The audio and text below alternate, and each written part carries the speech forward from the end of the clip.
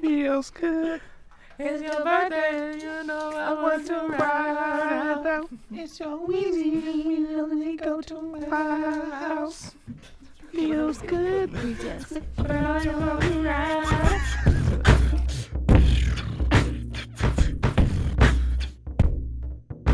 Young and Indigenous Podcast is an outlet for people to know about Indigenous knowledge, storytelling, and history.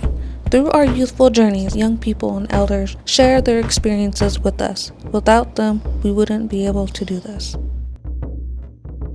Yay, podcast!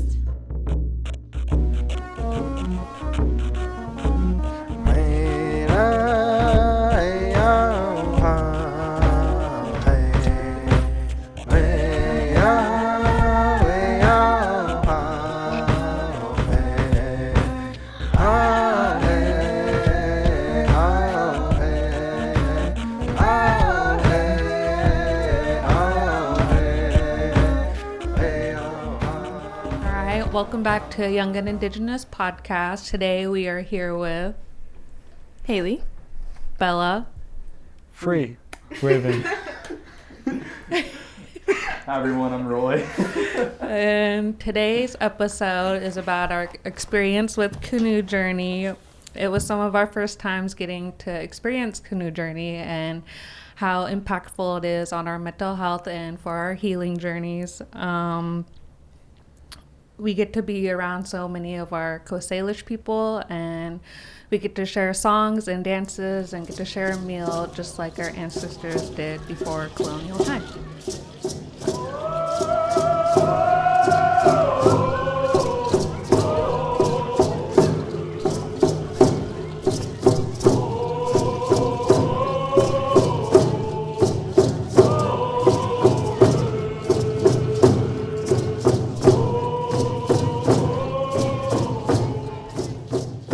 So Canoe Journeys is kind of like a recreation of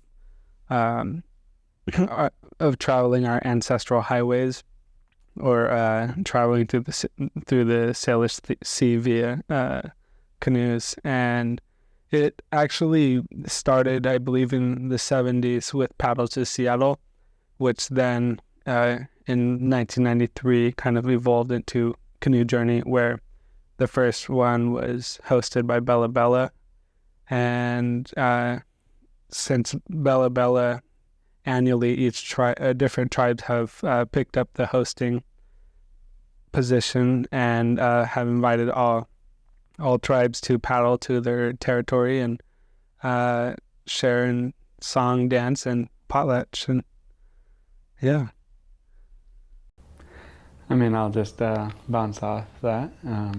And so Canoe Journeys was originally, I could be wrong, but Emmett Oliver stepped up into place and hosted the first Paddle to Seattle. I believe it was 1989. And during that Paddle to Seattle, a lot of canoes ended up coming out. I can't give the specific number, but paddling through to Seattle. And during that paddle, Bella Bella stepped up and challenged everyone 4 years that they would host the Canoe Journeys in Bella Bella, which is the 93-94 hosting that Free was talking about. And so after that, tribes have took it upon themselves to challenge other nations to paddle to their territories and share songs and dances, and it's been a continuing reoccurring thing that happens every summer to every other summer. Sometimes there's gap years where tribes can't step up. It's a big process, and you can expect thousands of Native and just individuals to traverse into these territories to celebrate. And it's just these words. There's no way to put into words of how big the magnitude is of tribal journeys, spiritually, physically, and mentally. But it's definitely something that's growing and progressing, and I'm excited to see where it goes. So that's what Tribal Journeys is. That's crazy. The first canoe journey, people paddled all the way up to Bella Bella, bro. No, you're going to have to warm me up, bro. You're going to have to warm it up. You're going to have to be like, okay, so we're going to go to Quinault first, and then we'll go to like some other places that aren't as far as Bella Bella. But Bella Bella off rip is so crazy to me. And what's interesting about Bella Bella too is I believe it was 2013 that they hosted, so 20 years full circle. So like the copper rings that you get for Canoe Journey, and then the beads.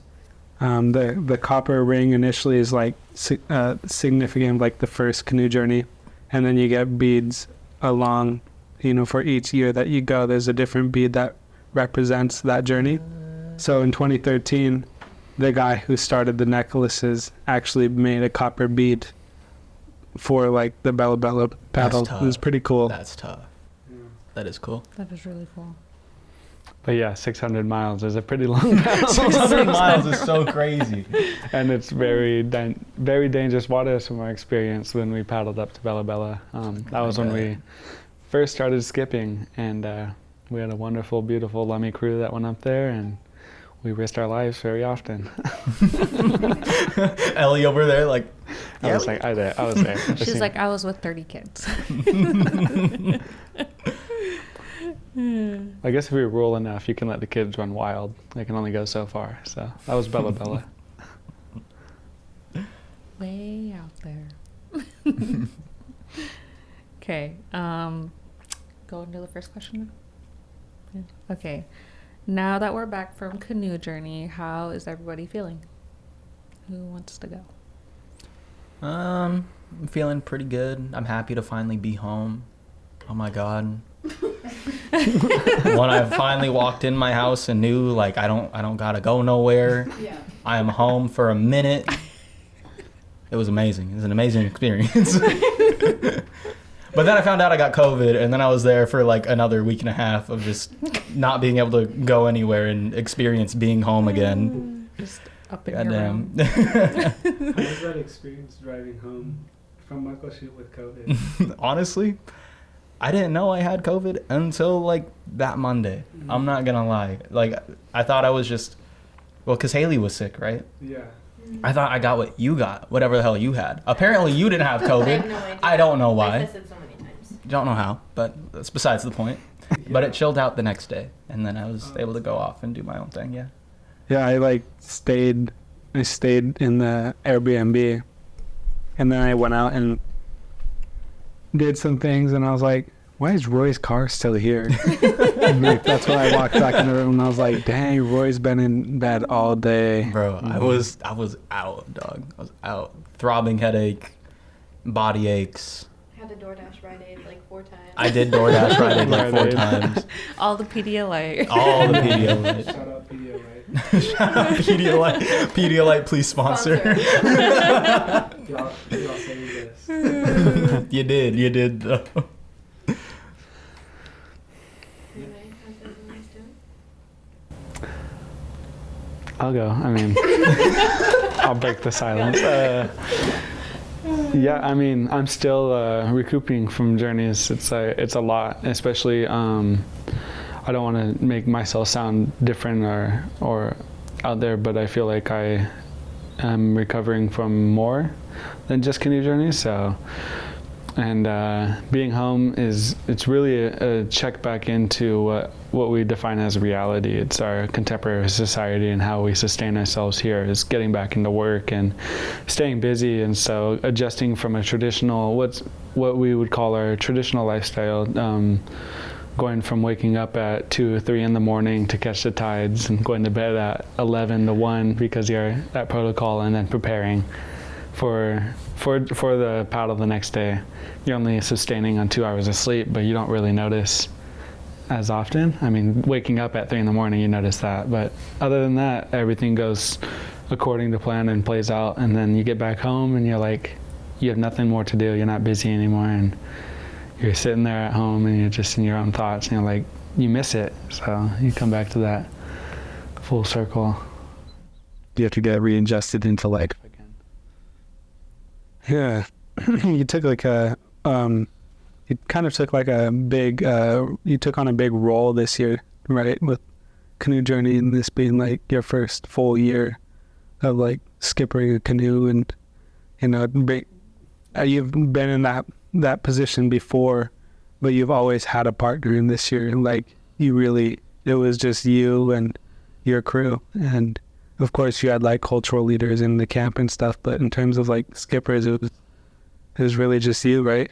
Yeah. It's very, very busy. So when I say those late nights I was staying up, the crew, I mostly try to get them, the kids, teenagers can be teenagers, but you get everyone to bed around 11, but you're staying up till 1 a.m. making sure the radios are charged and the dry bags are set and prepped and the lunches are all made and good. And so you take on a lot more role and you do sacrifice more, but the outcome is always worth the reward, from my experience anyway.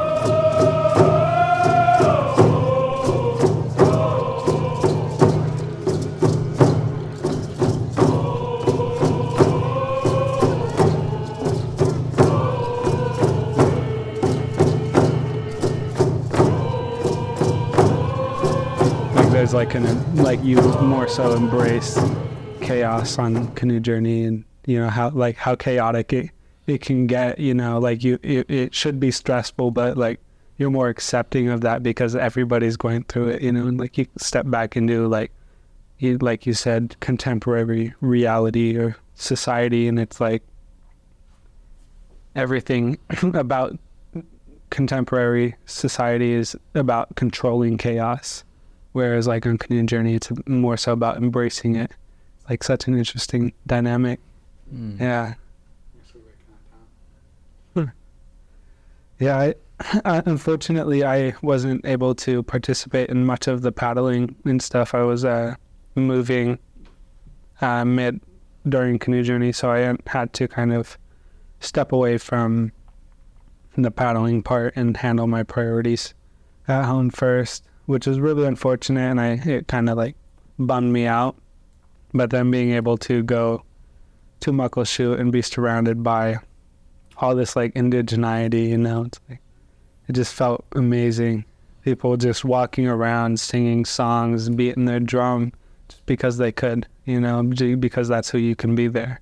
You can't be like that here, really. I mean, you can, but like, you might look like a crazy person out here, beating your drum, walking around just singing the song, but like there, like you can do that, embrace who you are. So, I call this phase like the post-journey blues, because it's like, man, you're just surrounded by everything that you love and everything that you are as an indigenous person, as a Coast Salish person, or as like a coastal native, because I guess they're also not Coast Salish people, but yeah, and then you just come out here and you're not surrounded by that anymore, and like you are the minority of minorities in this society. So it's like I'm fortunate to like work in an organization where we are surrounded by natives, and we are still very indigenous, but there's nothing quite like Canoe Journey. So yeah, I'm feeling the post-journey blues.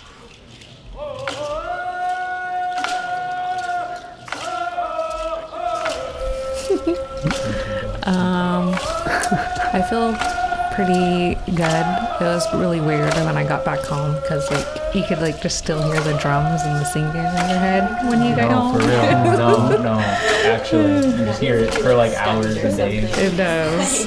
Like, kind of like I got home and I was just kind of sitting there and I was like, this is kind of weird. Like, it was really quiet, and I was so used to just like getting up and being busy all day, and then like coming back home and not doing anything at all. It was just kind of like, what do I do now? And just like Raven said, you're just kind of like sitting in your thoughts, and I was just like, I don't know, but I definitely miss it. It was nice to like be around a bunch of other people that like are a part of you and do the things that you do, and realize that there's so many other tribes that do the same things that you do. So it's just like, I don't know, it really impacted me, and it was a really great experience to be a part of. Kind of forces you out of bed. Yeah. You can try staying in your tent, but No. There ain't no way. No. Too hot. No, I will boil in that tent alive. I'm feeling pretty good after journeys. If you asked me like last week, I would have said I was dying, but I feel pretty good now. As Roy said before, I was very sick after Journeys, and I stayed home for like a week. But I think it was like, I think that combined with actually being away for those 2 weeks made me feel so much better, and like I just so much more like back aligned. I was very jumbled around, I think, before that, and just very stressed and overwhelmed, and it was a nice time to just like breathe and just like be and not have to worry about the 20 other things I have to be doing. But yeah, I'm feeling pretty good right now. Not as tired anymore.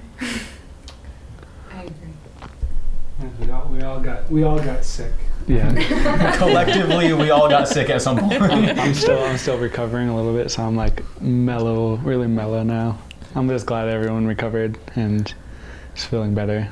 'Cause it was terrible. It's almost needed though, in a way, you know, like we're Yeah. all just so busy. This was by far the busiest journey that I've seen or even been a part of, Mhm. you know, because we're working with productions, Yeah. and then we're also working. You still have Canoe Family priorities. You still have to take care of gear, and you still have to take care of yourself. So Youth There's a leadership. lot. There's Yeah. a lot of things happening. Youth leadership was doing psychology studies with UW, and so there was a lot of stuff going on, especially for this crew here who was so involved. It was really awesome to see.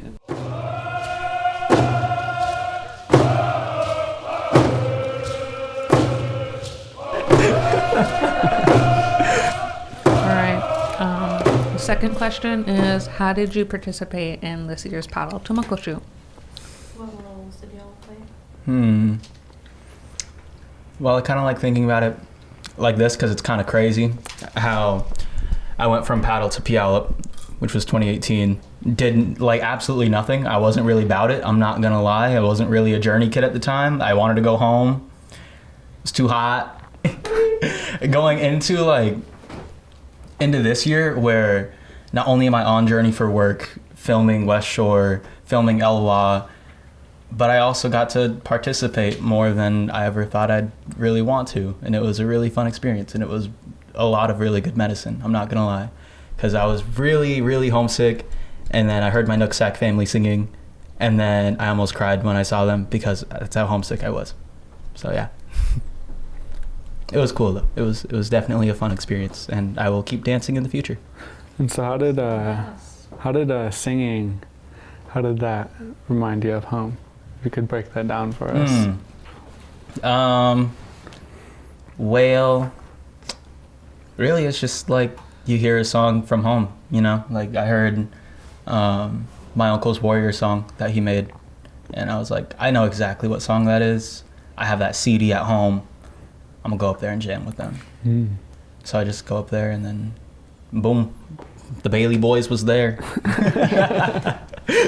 Yeah, shout out the Bailey brothers. shout out LB. Shout out LB. Much LB. love to LB. First time. That was my very first time dancing of any sort, and at first I was very like it looks a little too close to some of our other traditions, you know, our winter ceremonies, and I was like I don't really know if I wanna you know, do that. And then I finally did it, and I was like, this is really, really good medicine, and I really love doing it, for sure. Yeah. He was So, tough out there too. Ashka for teaching me. These are my two teachers. They taught me how to dance. Or more so just pointed me in right directions. Threw them in the mix. Taught me how to pray. Taught me how to pray about it.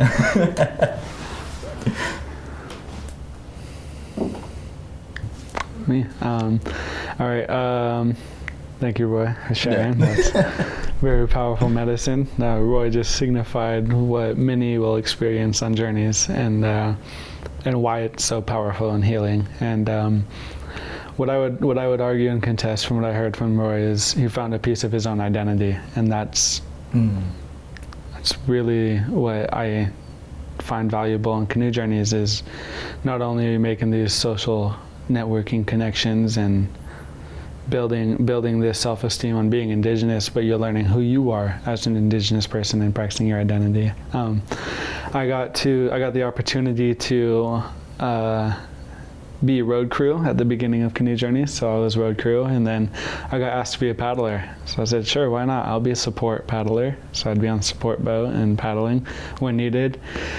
And then they needed a support skipper, and I just accepted that role, which led to me being the skipper. That's how it played out. And I've heard there's a couple other skippers who were supposed to join us on the journey, but they weren't formally asked. And I just that kind of like related with me because I wasn't formally asked, and yet I feel like there's a responsibility when you're needed somewhere. You shouldn't have to be asked or needed to be honored or gifted, or you should humbly accept and step into the role if it's necessary for the betterment of the process that's taken place. And our process, we needed a skipper, and I was there, and I feel like that was a great honor that I got put into that role, because as much as like it wears down on you stress wise and fatigue wise, what you're doing for yourself on that water, and then what you're able to do and allow others to do, that healing and that prayer on that water, and then being one with the natural world, being surrounded by hundreds of feet of water, and you're in a vulnerable place, and you have the crew, you have their life in your hands at that point, and they all trust you, and it's really it's a really powerful place and experience to be in. And humbly, I'm just honored to have had the opportunity. Such a beautiful crew to work with, who was so accepting and allowed me to work with them and coach them, and how we all just got to where we needed to be. And there's a little method. There's a little thing about canoes is a lot of people don't realize that they're living beings, and they feel and pick up energies just like a newborn infant would pick up energy. And when there's not good energy or positivity on that water, the canoe will weigh itself down. No matter how light of a canoe you have, the feelings will weigh it down, and it'll make the paddle really long and heavy. And we never experienced that this journey. All of our paddles were fast, and we shot straight through. And I think it all starts at the top, and how the skipper maintains respect and comfortableness, and how the crew can reciprocate that back and forth with each other, and really make a 12-hour paddle feel like a 4 to 5 hour paddle. It makes a paddle feel where people are trying to rush off the canoe. It makes it where people want to be on the canoe and don't want to leave the water. And so that was my role as a skipper, and kind of insight of what my healing was being able to witness that, and witness others experience the paddle for the first time even. We had a lot of green pullers and teaching, so yeah. Could you explain what a skipper is? Oh, sorry, skipper. Yeah. You guys know, right? No, I'm just kidding. Y'all know, I don't know. A skipper, it's I don't know the traditional term for it, but it's basically, God, there's so much. Maybe you want to start breaking it down for me, and then I'll pick up. The way I kind of like describe it to like somebody who hasn't heard the term before, like almost like what a captain is to a ship. It's like you take those responsibilities on, not in like a way of like a hierarchical way, but like you're responsible for the safety of the crew, and you're responsible for the safety of the ship, or in this case, the canoe. It's your job to be knowledgeable of the waters that you're traveling, the routes that you're traveling, what times you should be leaving. It's your job to be prepared. So you have to have medical supplies, you have to have food, enough water for your crew, make sure everybody's applying things like sunscreen, making sure that you're efficiently getting new paddlers on and taking the ones that need to break off. So like it's kind of a big undertaking, and that's the best I can describe it, is like the closest thing you can really get to like being like the captain of a ship. Yeah, and I would even contest that it's a lot more dangerous than being on a ship. especially our freeboard. Freeboard is the space between the water level and the peak of the edge of the canoe, where that prevents water from flowing inward. And our canoe this year specifically had some Samoa, the West Shore Canoe Family's canoe. Its freeboard is about 8 inches with our crew, which isn't a lot of freeboard. And then when we load down with more weight to paddle ashore, our freeboard is about 3 to 4 inches. So we're taking on waves all the time throughout. Them waves was big out there too. And so you have to read when waves are coming, and you have to read the wind. And because the wind will push water right over the side of your canoe, and it can put you in a really dangerous situation when facing the waves. You don't want to be sideways and flip. And we've experienced that, didn't we, Bella? Yeah. We're paddling to Suquamish, and we were running from a storm the entire time. We were getting chased by fog, and our support boat got stuck out at Tulalip Bay, and so we ended up with an Ironman crew on one of the longest stretches. It's a 34-mile stretch. It's a 10 to 12 hour pull, and due to our adrenaline and us racing the storm, we finished it in 7.5 hours. Very, very fast crew. No, y'all were moving, bro. Y'all were moving.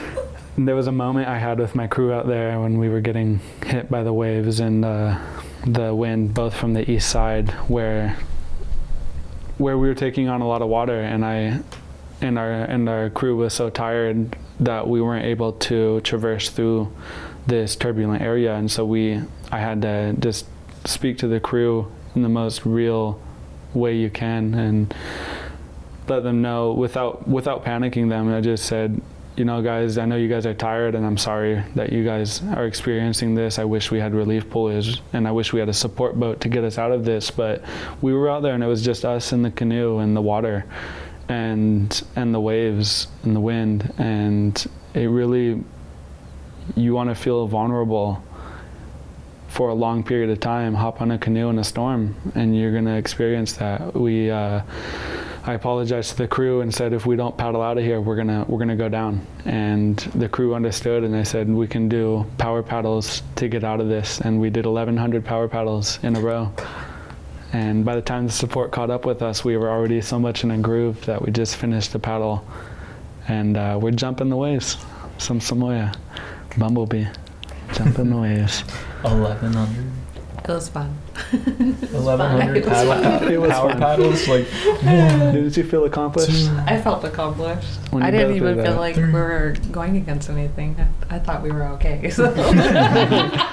I was very secretive about the danger. it was very much not trying to get people to panic. You definitely did a really good job at communicating with us and making sure that we were all okay, and just explaining the things that you needed to us, and just making us feel comfortable. So you were very impactful for us of being the leadership and the skipper on our canoe. That's good.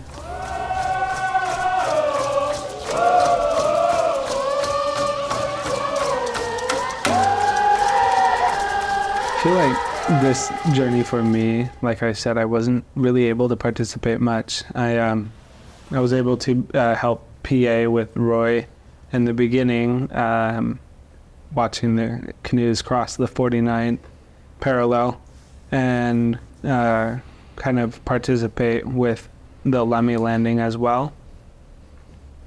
But yeah, outside of that, I think the best way I can describe my role is just like support. Like I would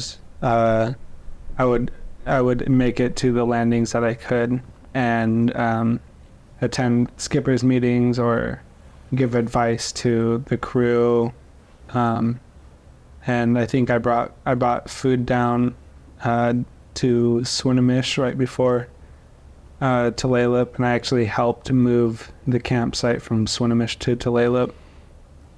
I usually come canoe journey, if you know me, like I hate to miss canoe journey. Like if the job's not good enough, I'll even quit my job to go on canoe journey. That's how impactful and meaningful this journey is to some people. You might not grasp it, but if you attend a journey up to Campbell River or out to Quinault or up to Bella Bella, like life-altering moments, and like I've attended all three of those journeys, and so like there's nothing that could compare to these journeys. So it was a huge shift for me to have to prioritize something else over a canoe journey and then take on that more supportive role.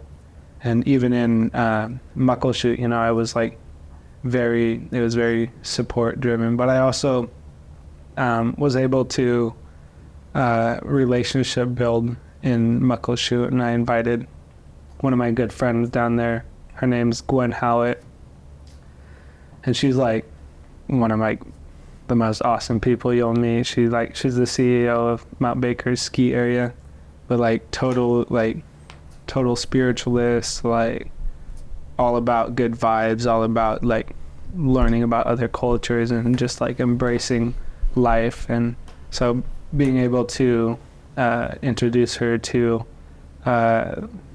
protocol and being able to introduce her to like these other these tribes, and she was only able to watch two tribes perform, but even then she was just like mesmerized and in awe. So I feel like, you know, some things happen for a reason, and maybe like that's why like I had to take on this role this year. Was like one, it opened up Raven to be able to skip her his first like full journey, and to be able to like watch him go about that was actually really impactful for me too. It was really, I loved it.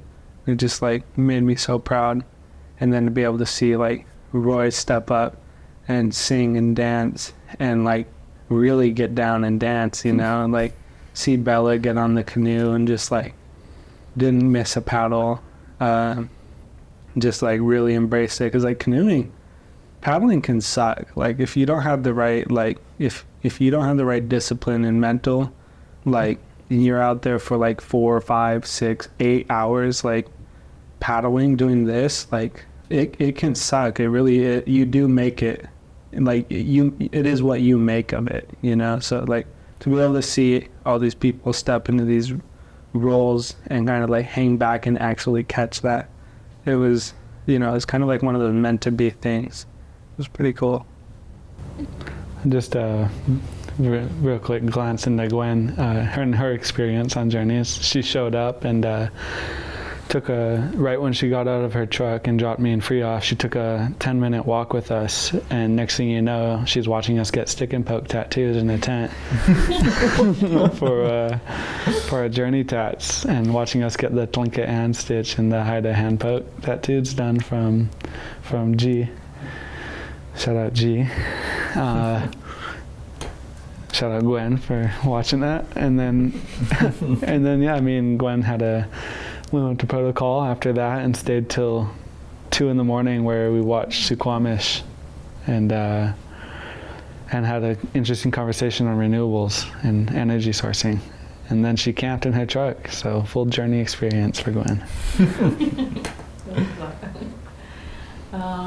My roles in Canoe Journey this year, I've been wanting to go on it since we had Paddle to Lummi and then COVID hit, so it was kind of like, I don't know, it was kind of hard for everybody that happened, because we love to gather so much as Indigenous people. So this year I was like really happy that it was going to happen. It was like one of the things that I really wanted to do this year, and us getting to collaborate with West Shore, because we do so many things with each other, they were just welcoming with open arms to have us be on their canoe, and I was actually really thankful. And you know, it was a really, really long month of going out and, you know, just working all day, and then having to go all the way out to the Stomach grounds and go practice. And then like finally when it came, it was just like really exciting. And I wasn't planning on sitting up in the front, what they say, the bowman of the canoe, where you're the eyes of the canoe and kind of watching like if like there's logs or when there's waves coming. And it was just like Anton was like, "You're gonna sit up in the front," and I was like, "Oh, okay then." So it was actually really exciting, and I'm really glad that I got to go, because it's just like you see how impactful it is on other people's lives, and just seeing so many people go out and do it, and I was just like, man, I want to go do that. So just getting to do that and getting that experience and being on the water, it was really healing, and it was really cool to just like be in nature and like, I guess, be in spirit with yourself, because you feel all the things that like your ancestors went through. So I felt like I got a little in touch with that, and I've always felt like I've been like, I don't want to say a calling, but being pulled to it. It's just like you feel like, I don't know, just like the water is pulling you to what you need to be doing. And I'm really glad I finally got to have this experience, and especially just like getting to be a part with your people and getting to like sing and getting like, especially with dancing, I really love dancing. I've done it when I was younger, and I haven't done it in a really long time. So getting to go out and be on the floor and like just seeing our youth just be so evolved in our culture nowadays, and it's just like, it made me really happy, and it made my cup full, and I'm like, I just really wanted to do it for my experience, and I can't wait to bring my family out in the next couple of years. And then also just like building relationships with West Shore as well, because we did research with them, and so that really helped that relationship. So we were able to get the research that we needed of how impactful Canoe Journey is. I think one thing is about bowman is bowwoman in this case. Bow persons, there's two people sitting in bow, and they don't get to follow the paddle in front of them because they're setting the pace and setting the stroke for all the pullers behind them. And so every paddler in the canoe is paddling at the pace that they're setting, and a big thing that bow persons have to focus on is consistency and being consistent. So Bella and Kimmy, who are on the canoe every single paddle with no break, consistency kind of defined their journey this year, and them being green pullers. Have you guys ever paddled on Journey before? No. Green pullers, so like we call them green because greenhorn terms are used in fishing language. We're a fishing society, and green pullers, we had several this year, and for them to step up and mid training and sit and stroke for the first year paddling, and then developing we have different strokes for different situations, power strokes, nice and easy strokes, eagle strokes, and all of them are used for different methods, and for them to be able to execute and maintain consistency is really powerful. So Haishka. This was actually my first time following along on journeys. I was ground crew with Wakikia. Shout out her, I miss her. I haven't seen her since yesterday. She's at home.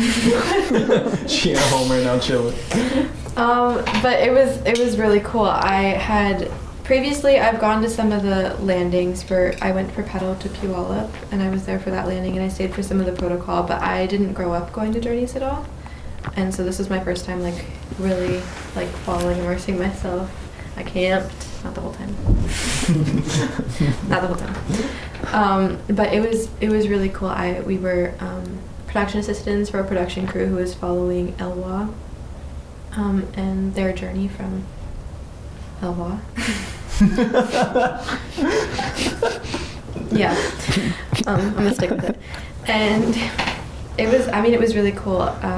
I feel like I sat in that protocol building for days. I once landing because it was just like, it was hard to leave there. I just liked just sitting in there and just listening and hearing all these songs I've never heard before because I'm so used to listening to our songs here. And that was really cool. I got to go up on the floor and I sang with my family, which I've never even done before. I didn't even know I knew the song, but apparently I did, and I went up and I sang with them, and I even danced a song. It was really cool. I didn't grow up with with the family I sang with. I wasn't around them very much. But it was cool meeting my family and getting to know everyone and hanging out with all of you guys outside of work, and yeah, it was cool. Where was your family from? 3 sisters. Oh, cool. So they brought out their new canoe this year. I mean, well, not the 3 sisters, but that family. Yeah, my grandpa made that. Oh, wow. Oh, Asian. And, and that was made over the time of COVID, over that gap, the COVID gap, is that what we're calling it? He called me like a week before, and he said that the canoe he made it like very last minute in like 17 days or something. Oh, wow. 17 days? Yeah, very specific number, so I believe it. Very 17 days? very fast canoe. Shout out. I don't know. Should have been called the 17 canoe. 17 days? Holy my God. That's tough. It is a cedar stroke canoe, for those wondering, and it is very fast. It passed us. Yeah, it's fast.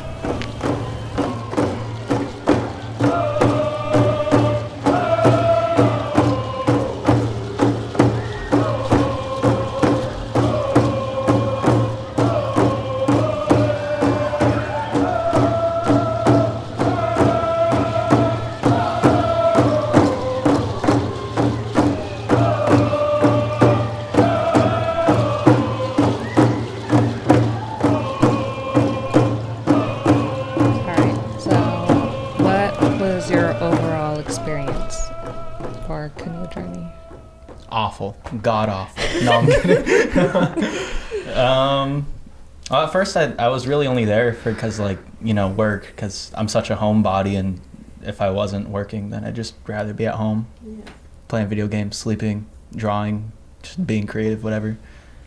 But I'm really happy I ended up, doing more things outside of work on this canoe journey. Like Raven said, I got more connected with my identity, and it's really cool. It's a lot of really good medicine. And I'll definitely be going back. I want my brother to come with me. I want my dog to come with me. I missed my dog. I missed my dog so much, dude. I'm on that same type of beat. It was like, I didn't expect to do as much as I did there, but I loved it. It was really rejuvenating, I think was my experience. That's like the one word I could think of. Humbling, I think, for me, Like I said, I played an entirely different role than what I'm used to. So definitely a humbling experience for me. We're using one word to... What was the question again? What was your overall experience? Oh. So much words. And there's journeys comes with its good and its not so good moments.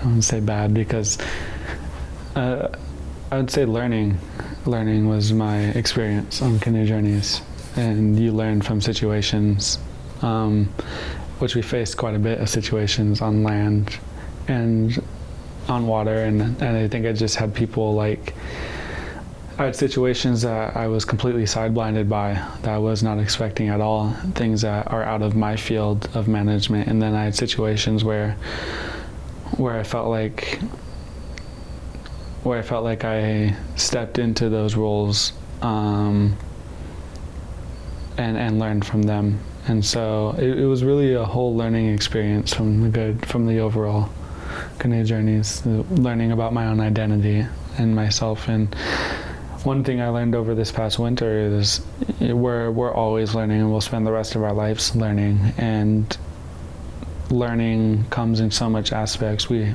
went without canoe journeys for 4 years, and so every canoe family was learning and making mistakes that they had already learned from on previous journeys, but because of the COVID gap, you're remaking those mistakes and relearning what those boundaries are on canoe journeys for each family, and for individuals, what your boundaries are.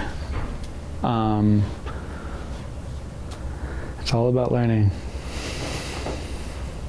Take it from me. I learned how to dance. It is all about learning. Yeah, I'd say it was more of like learning a lot of things, but it was also, there's just a lot of healing too. There's just like so many things that you're going through in life, and then having to take a pause and kind of go and be out and living the water life, and having to get up at 4 a.m. in the morning, which I didn't do before this.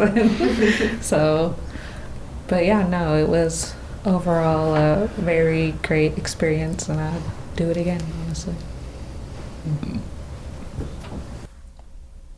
I got tatted on Jenny's twice. 3 times. Just kidding. I actually got this tattoo done in 2017. My first tattoo is a Haida style hand poke and Tlingit style skin stitch. And this artist and I were supposed to finish it in 2019, but it got too congested with that canoe journey, and we just couldn't find a time. And then we were like, oh, we'll just do it next year, and then COVID hit. So like now it's like full circle from 2017. Now 2023, we're able to like finish this tattoo. And I just asked her on a hunch, can you just poke me a cedar branch tattoo?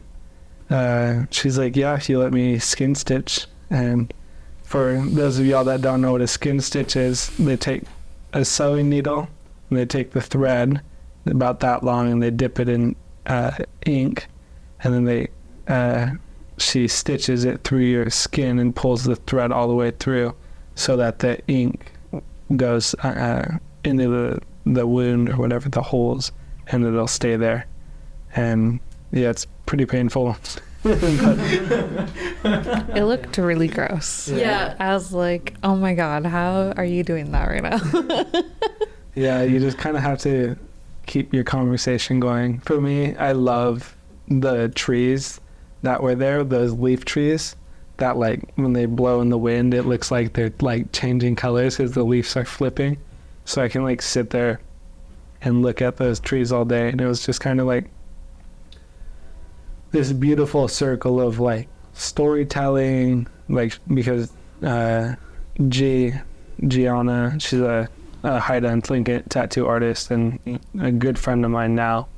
But she's like a tribal council person, a tattoo artist. She's been on canoe journeys down here and up in Alaska, like many different journeys. So she has stories after stories, and then I feel like I have a decent amount of stories too. So it's just kind of like that huge like storytelling session / tattoo session. Is Painful skin stitching. What did you pay for your tattoo? Oh, G actually barters. So like she doesn't even like, unless she has to accept payment from you, she won't. She wouldn't even like, I had nothing to trade. So she's just like, yeah, I know you'll take care of me. I know you got me. So I essentially paid nothing for this, but eventually I'm going to send her a care package full of art and things like that. Just real traditional Indian bartering happening. We all should have went and got one, hey? Real sacred. I know. I'd pass out.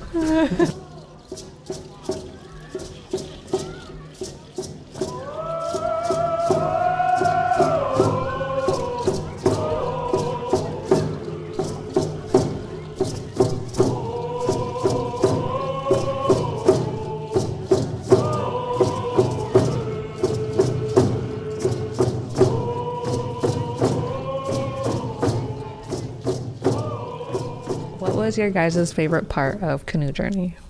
The guy rapping. No.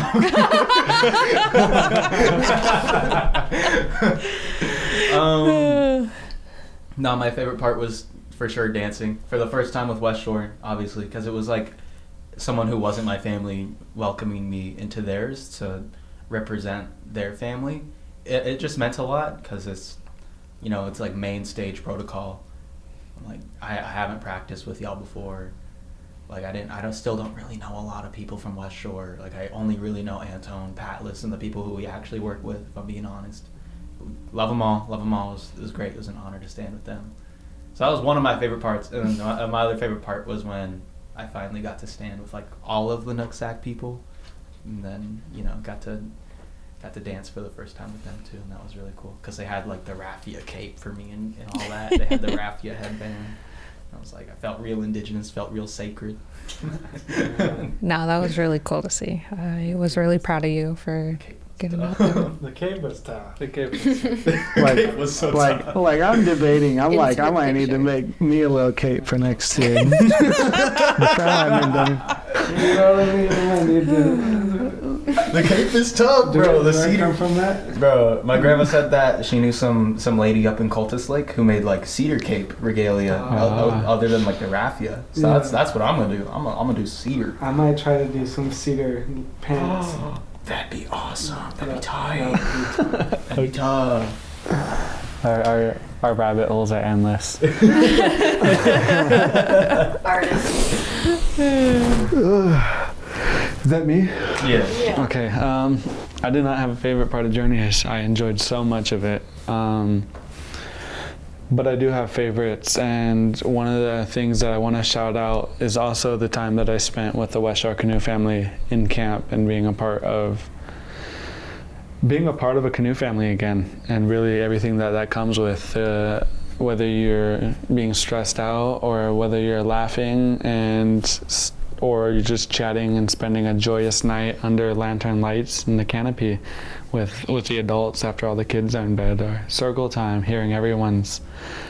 So really the highlight of my journey had to have been what it usually is on journeys, is spending time with the family in the camp. I mean, I love being out on the water and I love those experiences. I don't want to bring any comparisons in to one experience to another, but overall the holistic favorite thing for me would be how camp came together.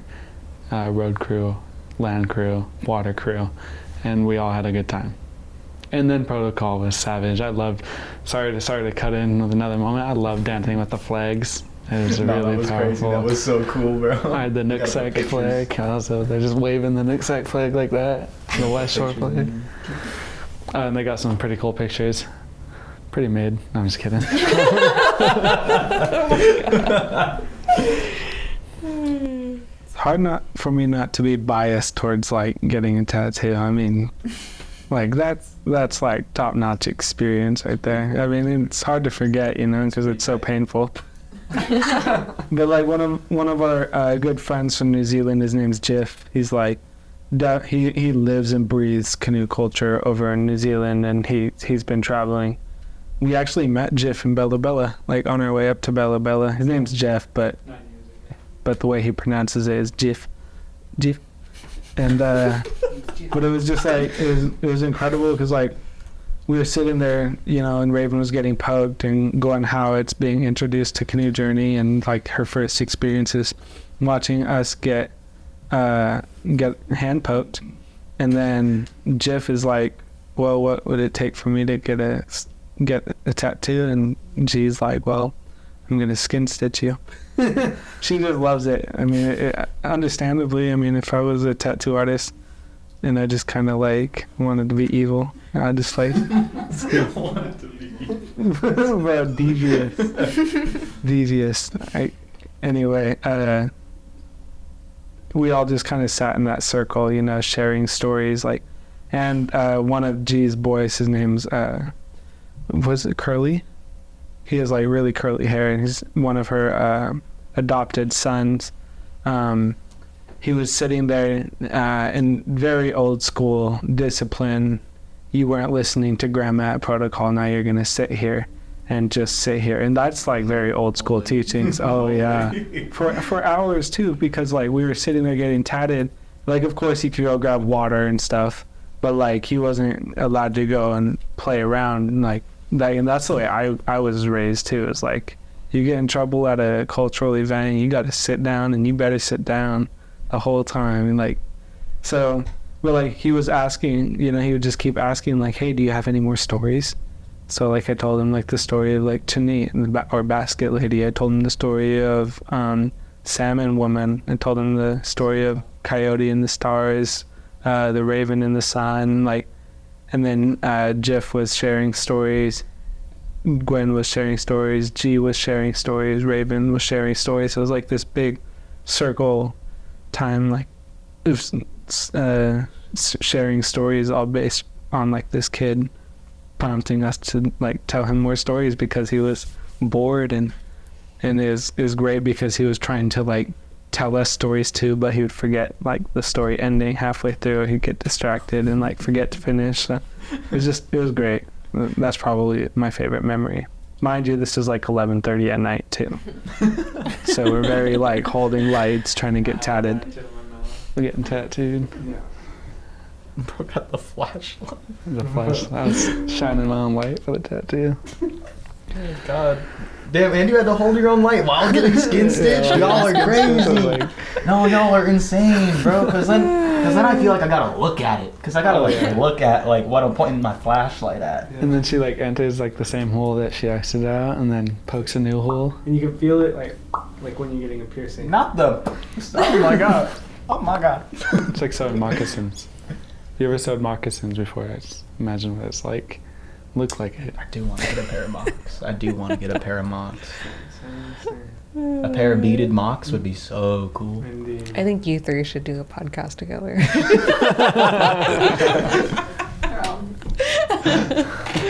Anyway. Sorry.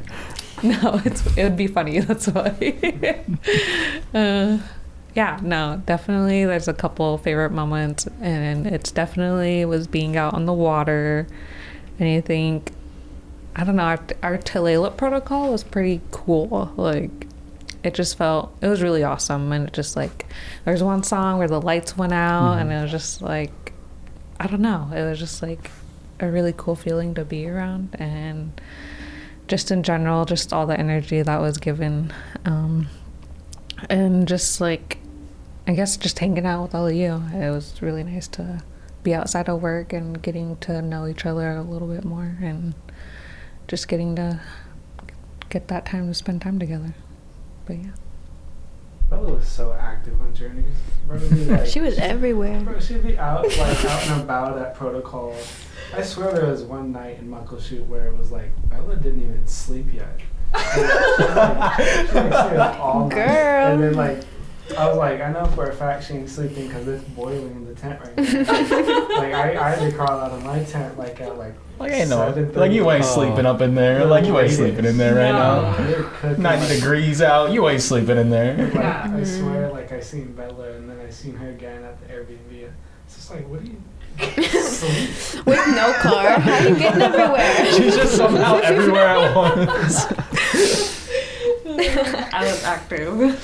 I had the opposite She's effect. doing I it. did not see Bella in Muckleshoot one bit. Not once did I see I feel Bella. like I barely ran into the crew, but for some reason I kept crossing path with John, and me and John, like, what up, John? Where's everyone at, man? And he's like, they're around. You haven't seen no one? No. That's so crazy because John was with me most of the or I'd time. either be with you guys. No, but that day you see me, literally, we had protocol, and then at 5:30, I was like, I'm going to bed. It was freezing, and then so I like bundled all up. But then when I woke up, it was so hot. Like I woke up and I was literally like, holy crap, it's freaking hot. And I like took my sweater off, took another coat off, and on top of that, I had my sleeping bag. And then I got out of the tent. I was like, okay, I'm not going back to sleep. This was my reaction of going to bed at 6 in the morning and then waking up. Well, who finished that? That was Lummy protocol. Lummy finished at 5:30, and then I went to bed at 6 thinking I was going to sleep in. Like, yes, nothing to do the next day. Everything's done. like that's your reaction. You slam the blankets off of you. You're like looking for Literally, water. that's what it was. I literally was like, Oh my god. I don't need it. I don't need it. I definitely don't need it. 95-degree tent. It's got to be 95. It doesn't make sense. Why does it get like that in a tent? Like it's like No, because it's like ventilated. I don't get it. yeah, it's like you're in a microwave, bro. It's insane. I was cooking in there.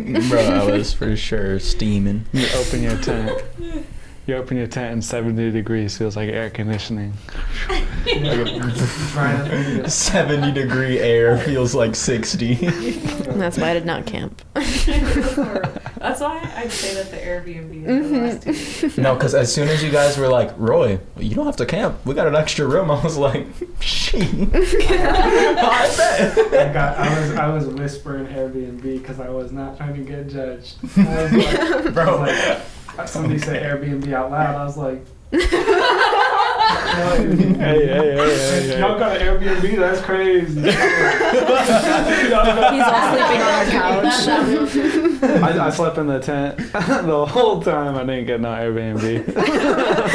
I know there's a couple times For the where record.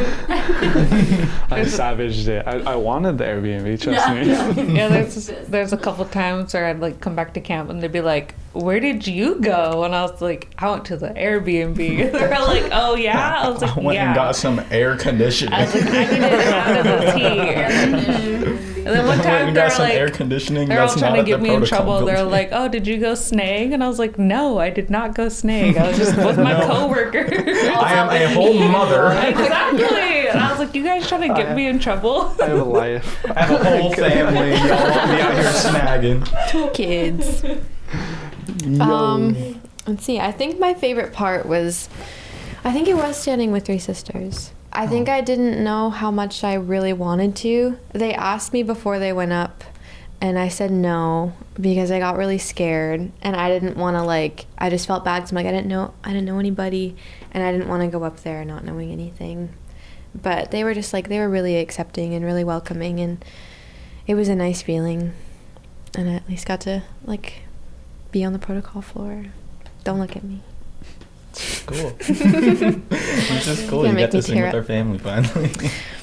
But yeah, I think that was my favorite. Or spending time with you guys, and I was experiencing something new, but I also had the comfort of you guys to make sure I was good. Yeah. Or the food. No. That one what was Indian it? taco The Res place. Boys. The Res Boys fry bread. Res Boys fry bread. They were so good. They was I in think there they had chefing. me eating 2 Indian tacos a day. Indian tacos and snow cones. Yeah, that was my eating the rotation. That was Breakfast, the lunch, rotation. dinner. That Or- musubi? Oh. Yo, the Masubi spot was. Oh my god. Yo. That fried masubi. No, I ended up so real. at Simon James and that stand at the end. I ended up down there. Must have been 5 days of the week eating hamburgers and They were Man. in the Masubi place, and then y'all, I think y'all family stand had Chicken adobo, lumpia. Chicken adobo. It was a Mm. rebang. It was a rebang. the bumate. The Bumatai Bumatai kitchen. I was like, Kitchen. okay, Oh, yeah, their food is I figured what you're bomb. talking about. Shout out Bumatai Kitchen for that. Bro, shout out Bumatai Kitchen. I want to shout out those one Samoan that one Samoan Oh. place with the musubi. Yeah. Y'all was in So there good. cooking. Y'all was chefing. There was a reason I was there asking y'all when y'all was gonna be open every 30 minutes before y'all opened.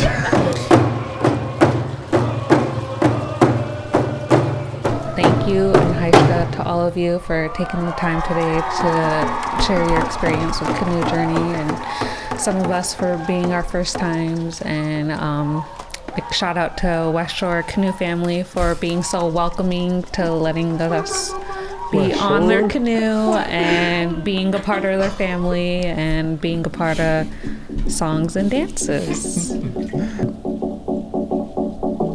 Lay Nooks and Hoi. See you later.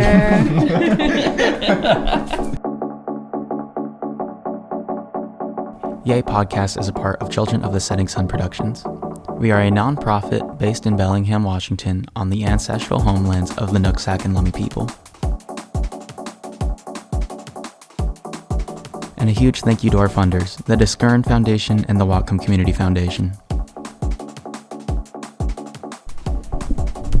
Music by West Shore Canoe Family. Additional music credits to Keith Jefferson, Adam Lawrence, and Mark Nichols. Hi, Shka, for listening.